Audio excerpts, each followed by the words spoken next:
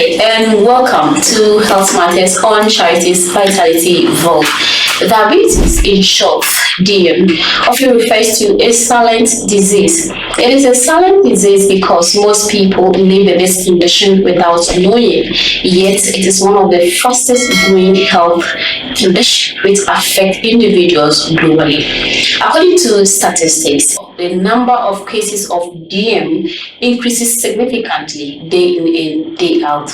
That's why it is very, very crucial for us to have inside knowledge on this topic, which will enable us to navigate the year 2026 with good life and a vibrant life. So with me today, I have a guest speaker today. I will be introducing him to you guys. Guys, are you with me? Stick around as I come back to introduce you my guest speaker tonight.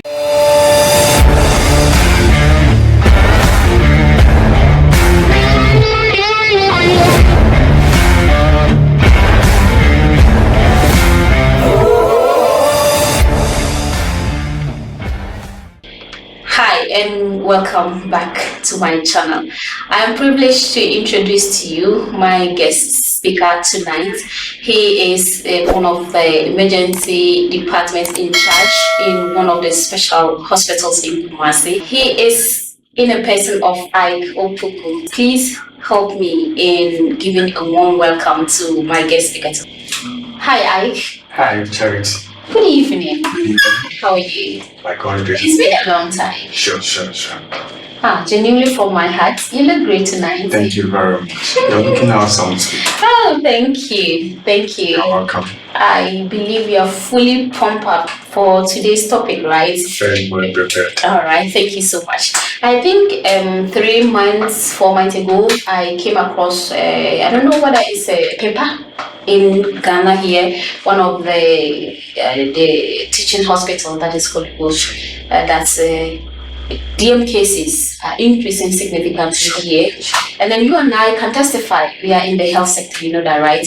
So that is why we are here today, to enlighten ourselves and to learn something, most importantly. So when we say diabetes, DM in short, what are we talking about? To the layman, what are we saying? What are we looking at? Okay. Thank you very much once again. You're welcome. I'm very glad to be on the show to educate the public on diabetes. Thank you. As you stated earlier on, it is increasing. So there's a need to educate the public for them to be aware of it and then put measures so that they can reduce the number of the cases occurring. So today we'll be educating or learning something about diabetes. Diabetes mellitus is a group of metabolic disorder or diseases, which is characterized by elevated glucose in the blood. How come the sugar or the glucose is elevated? One, it's a result of lack of insulin production, or not enough insulin production. It's either the insulin is not producing at all, or it's producing but it's not enough. Or it is producing but the cells are not able to take up the insulin. Are you getting it? So for every individual must eat. You have to get energy, and the energy is getting from eating. So when you eat, the sugar in the food must enter into the blood, and when it goes into the blood, it is termed as glucose. This glucose must enter into the cells or the tissues of the body so that you get energy to do your daily activities, walking, doing everything. So without the glucose entering the tissues or the cells, you can't get the energy.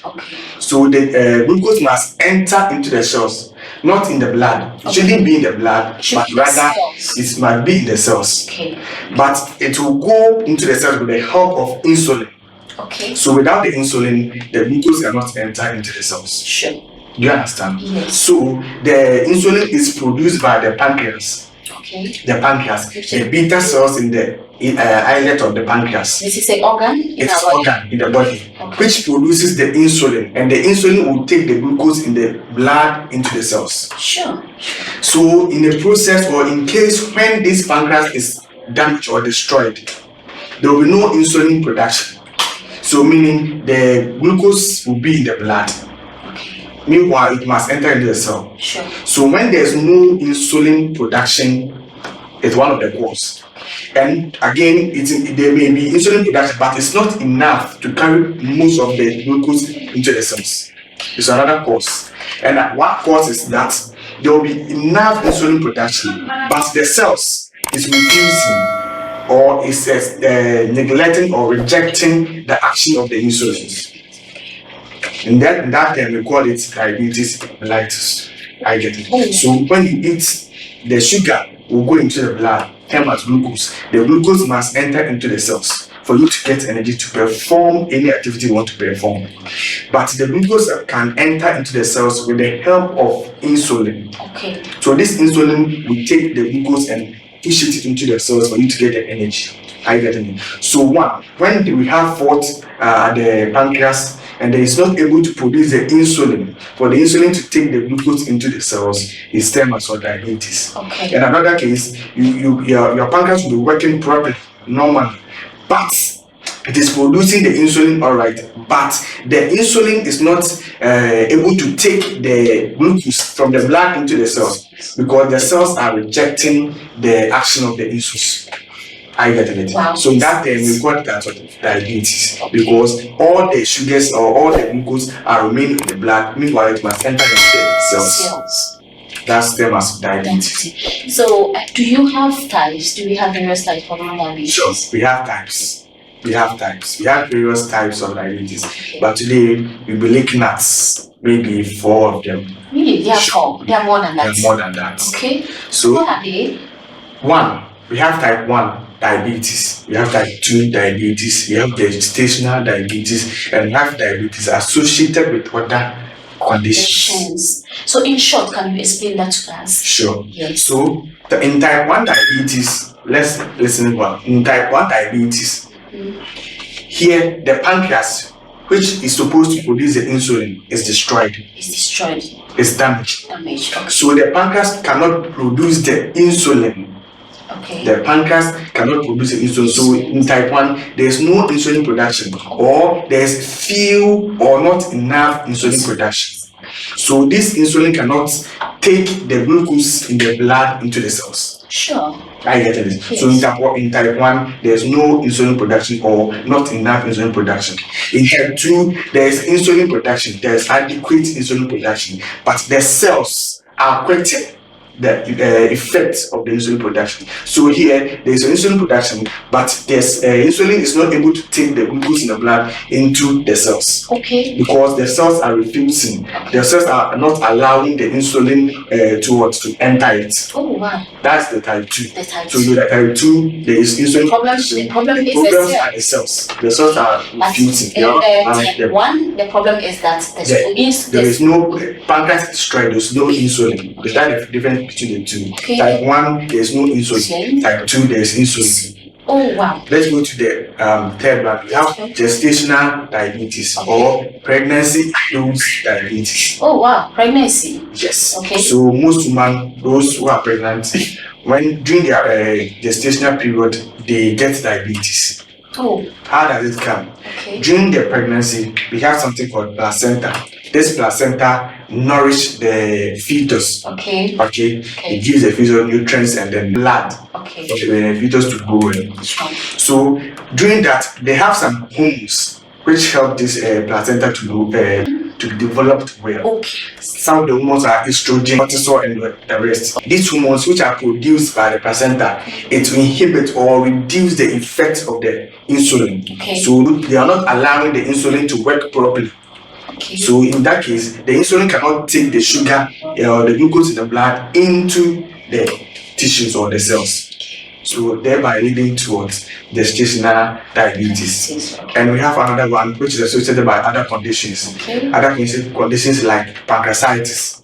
Okay. When we have inflammation of pancreas continuous or chronic pancreatitis, it can damage the cells. Okay. As I said earlier on, the cells are called beta cells in islet of Langerhans. Okay. These are the cells that are found in the pancreas, which produces the insulin. Oh. So when we are having frequent infection of the pancreas, these cells would get destroyed or damaged. So as a result, they cannot produce insulin, thereby leading into diabetes. When we have tumors of the pancreas, it can also destroy the cells, thereby inhibiting the production of insulin. And when you have cervical removal of the pancreas, when the pancreas removed, you can't get any insulin from it. So therefore, the glucose will remain in the blood, leading to diabetes. Wow. Thank you so much. Because of our time, we would want to end here, viewers. So if you have any question, you can DM us. So thank you so much for watching too. Do remember to click on the video, make sure that you subscribe, then bring in your comments and then we answer them for you. Thank you so much. We're ending here because of our time. If you want to continue to enjoy this video, please check our next video.